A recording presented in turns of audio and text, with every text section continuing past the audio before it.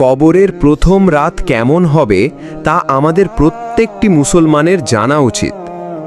মানুষ মারা যাবার পর সর্বপ্রথম সে শুনতে পায় ইন্না লিল্লাহি ওয়া ইন্না ইলাইহির রাজিউন। তখন সে মনে করে এটি একটি দুঃস্বপ্ন, সে মরেনি, সে এখনো জীবিত রয়েছে। তাই সে তার পরিবারের লোকেদের বলতে থাকে, আমি মরিনি, আমি এখনো জীবিত রয়েছি। কিন্তু আফসোস, কেউ তার ডাক শুনতে পায় না। তারপর যখন তাকে কবর দেওয়া হয় এবং সবাই তাকে একা ফেলে চলে আসে, তখন মহান আল্লাহ তাআলা তার দেহে পুনরায় আত্মা ফিরিয়ে দেন। তখন সে ভাবে তার খারাপ স্বপ্ন শেষ হয়ে গেছে, এখন সে ঘুম থেকে জেগে উঠেছে। তাই সে আল্লাহর কাছে কৃতজ্ঞতা আদায় করে।